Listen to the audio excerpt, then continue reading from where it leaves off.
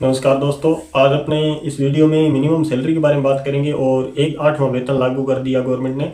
वो 8वां वेतन लागू करेंगे 1 जनवरी 2026 से। तब 34% की बढ़ोतरी बताई गई है जो सरकारी जॉब है उसके अंदर। अपने प्राइवेट जॉब के अंदर भी देख लेते हैं। प्राइवेट जॉब में पहले क्या थी कि मिनिमम सैलरी अपने सेंट्रल गवर्नमेंट की तरफ से 21,000 रुपये थी। अब इसको बढ़ा के कई अपने सोशल मीडिया पे आपने ऐसे चैनल देखे होंगे, वो मिनिमम सैलरी 25,000 रुपये हो जाएगी।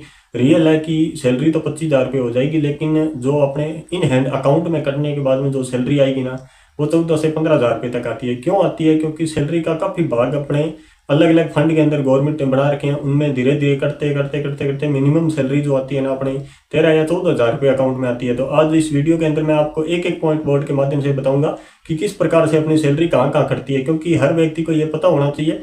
और दूसरा अपना यही टारगेट है कि गवर्नमेंट को भी थोड़ी सी इस पे ध्यान देना चाहिए कि आज के टाइम में अगर कोई व्यक्ति मिनिमम मान के चलते हैं कि किसी के 2 बच्चे हैं और वाइफ और हस्बैंड 4 व्यक्ति है किसी परिवार के अंदर, अगर उनको घर खर्च का और बच्चों के पढ़ाई का अगर टोटल देखें तो कम से कम 20,000 रुपये प्रति मंथ के हिसाब से उनका खर्च हो जाता है। तो आज 14 से 15,000 रुपये कमाने वाले व्यक्ति का मुश्किल से टाइम पास होता है। इसलिए गवर्नमेंट से थोड़ी बहुत रिक्वेस्ट भी करते हैं कि मिनिमम जो सैलरी दर है इसमें थोड़ी कटौती कम की जाए। और एक ये जो लिमिटेड कंपनी है इन पे थोड़ी सी सावधानी बरती जाए, क्योंकि ये कई बार ऐसे होता है कि अपनी लिमिटेड कंपनी के थ्रू कोई कंपनी हायर करती है, फिर अपने को कहती है कि हमारे पास जॉब है आओ। वहाँ पे एक सैलरी तो अपनी सिक्योरिटी के रूप में काट लेते हैं। उसके बाद में इनका जो सर्विस चार्ज है ना, वो 12%। समझ नहीं आ रहा किस चीज़ का है, क्योंकि हर सैलरी में सर्विस चार्ज, ये तो वही समस्या है। अपने जो विद्युत विभाग वाला अपने देखते हैं कि एक लाइट का बिल आता है और उसके अंदर 1 मीटर किराया हर महीने आता है, उसी प्रकार से इसमें 12% सर्विस चार्ज करता है। मैं एक एक पॉइंट को बताऊंगा कि 25,000 में कटने के बाद में इन हैंड आपके अकाउंट में कितनी सैलरी आएगी। अपने शुरू करते हैं। सबसे पहले देखते हैं ईपीएफओ। ईपीएफओ कब लागू हुआ था? ये हुआ था 1952 के अंदर लागू। ये 1952 में लागू हुआ था। इसमें क्या सिस्टम था कि कर्मचारी 12% और नियोक्ता 3.67%। ये टोटल 15.67% भाग सैलरी का यहाँ करता है अपना। उसके बाद में अपने को पता है कि ईएसआई, ये भी 1952 के अंदर ही लागू की थी। इसको अपने हिंदी में बोलते हैं मेडिकल। ये 0.75 तो करता है अपना, और ये भी 2 भाग में करता है और 3.75 दिखाता है नियोक्ता। ये टोटल करता है, ये 4% करता है सैलरी का। उसके बाद में 1975 के अंदर ये ईडीएलआई को बोलते हैं एम्प्लॉय डिपॉजिट लिंक इंश्योरेंस। ये एक बीमा योजना होती है जो कि 0.50%, और किसी की सैलरी अगर अधिक है तो ये अधिकतम 75 रुपये कर सकता है। उसके बाद में लिमिटेड सर्विस, ये 1991 के अंदर शुरुआत हुई थी। नरसिम्हा राव अपने प्रधानमंत्री थे उस टाइम में। 1991 में लिमिटेड सर्विस की शुरुआत हुई थी। लिमिटेड जो भी कंपनी है वो प्राइवेट लिमिटेड ही होती है। ये प्राइवेट लिमिटेड की शुरुआत हुई थी। ये सर्विस चार्ज करते हैं ना, ये 12% करते हैं। अब सर्विस चार्ज आप कहोगे सर्विस चार्ज किस प्रकार से, तो मैं थोड़ा डिटेल में आपको बता देता हूँ कि ये कोई कंपनी है और ये अपने हैं, ये एम्प्लॉय मानते हैं, ये कंपनी है और ये कोई संस्था है। इस संस्था को कोई व्यक्ति चाहिए, एम्प्लॉय चाहिए, या कार्य के लिए कोई वर्कर चाहिए, तो ये इनसे एग्रीमेंट करेंगे कि हमारे को कुछ व्यक्ति दो। इनसे कॉन्टैक्ट करेंगे, इनका एक एग्रीमेंट होता है 1 साल 2 साल का, और ये अपने को बुलाते हैं फिर कि हमारे पास इतना रोजगार, आप आओ। अपने इनके पास आते हैं, ये आगे यहाँ पे वर्क देते हैं। यहाँ पे ये बीच में अपना सर्विस करते हैं, ये 12% सर्विस करते हैं। अब आपको समझ आ गया होगा कि कंपनी किस प्रकार से अपना सर्विस चार्ज करती है कि हम आपको सर्विस दे रहे हैं। इस तरफ अपने से करते हैं और कंपनी से भी कुछ न कुछ ये करते हैं। अब यहाँ पे आता है ईपीएस। ये 1995 के अंदर, नवंबर 1995 के अंदर एम्प्लॉय पेंशन स्कीम लागू की थी, पेंशन योजना। ये सैलरी का 8.33% भाग करता है, 8.33% भाग। अब अपने टोटल बात कर लेते हैं कि टोटल कितना फंड घटता है।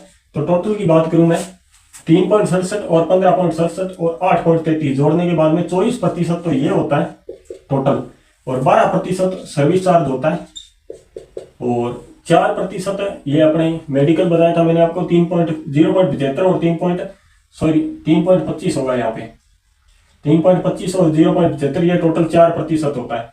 4% यहाँ पे ये होगा मेडिकल, और 0.50% ये होता है, 0.50% ये हो गया टोटल चार्ज। ये टोटल चार्ज जोड़ने के बाद में लगभग ये होता है 40.50%। ये टोटल आपके सैलरी का 40.50% किस प्रकार से होता है, मैं सिंपल शॉर्ट में आपको बता देता हूँ। जैसे किसी व्यक्ति को 100 रुपये पीछे से उसकी सैलरी है, तो यहाँ 40 रुपये 50 पैसे कटने के बाद में इन हैंड उसके अकाउंट में आएंगे ना, ये 59 रुपये 50 पैसे उस व्यक्ति को मिलेंगे। अब आपको समझ आ गया होगा, क्योंकि प्रतिशत घटाना है इसके अंदर। प्रतिशत घटाने का यही मतलब होता है कि टोटल पैसे का 40.50% अपने चार्ज लग गया। अब अपने बात करते हैं कि मिनिमम 25,000 रुपये सैलरी में से इन हैंड अकाउंट में कितना आएगा। अब मिनिमम जो था इसका कि ये सैलरी 25,000 रुपये हो जाएगी, तो 25,000 का 40.50% कितना होता है, ये होता है 10,125 रुपये। यानी टोटल आपकी जो कटौती होगी है मेडिकल की है, कर्मचारी जो ईपीएफओ का बीमा योजना और सर्विस चार्ज कटेगा, वो टोटल 10,125 रुपये यहाँ कटने के बाद में जो इन हैंड आपके अकाउंट में आएगी वो 14,875 रुपये ये आपके अकाउंट में मिलने वाली है।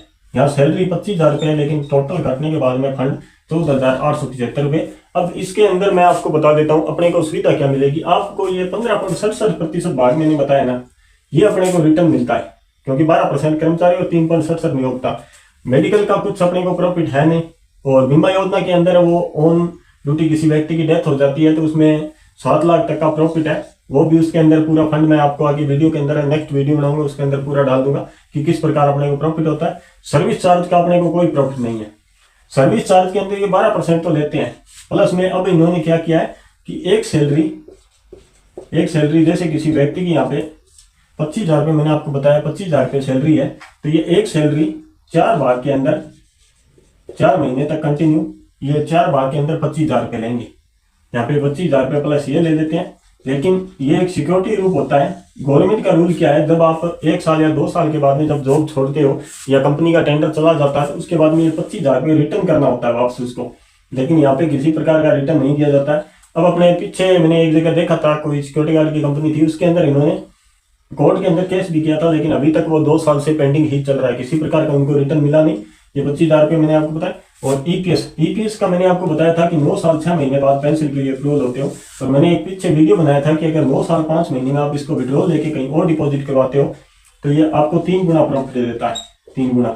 उसका भी मैं वीडियो का लिंक डालूंगा नीचे, ईपीएस योजना का पूरा, उसमें आप जाके देख लेना किस प्रकार से अपने को प्रॉफिट है। अब मैंने टोटल बता दिया 14,875 रुपये आपको सैलरी मिलने वाली है। कब, जब ये 25,000 की घोषणा करती है गवर्नमेंट की मिनिमम सैलरी आपको 25,000 रुपये देना पड़ेगा, तो 15.67 इसका और निकाल लेते हैं अपने, तो लगभग मान के चलते हैं कि 4,000 रुपये का अपने और मान सकते हैं। यहाँ पे ये 4,000 रुपये का जॉब छोड़ने के बाद में प्रॉफिट है प्रति मंथ के हिसाब से लगभग 18,000 रुपये, 18,800 रुपये के समथिंग आपकी सैलरी जब 8वां वेतन लग जाएगा।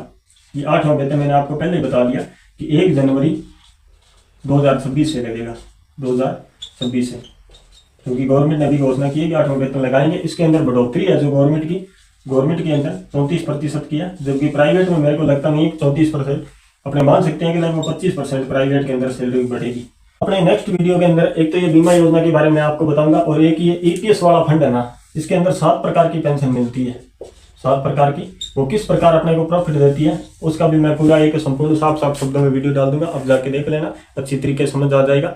और एक मैं आपसे रिक्वेस्ट करता हूं कि आप अगर प्राइवेट जॉब करते हो ना, तो एक व्यक्ति किसी परिवार के या बेटा या बेटी या कोई अपने वाइफ है या माता पिता किसी को एक को नॉमिनी रखो। नॉमिनी रखने का प्रॉफिट है, भगवान ना करे कभी ऐसा अगर दुर्भाग्यपूर्ण हो जाए तो ये जो जितना ईपीएफओ का रिफंड है ना, ये सिर्फ नॉमिनी अगर रखा है तो ही आपको मिलेगा, अन्यथा आपको कुछ नहीं मिलेगा यहाँ पे। आज के लिए इतना ही, धन्यवाद।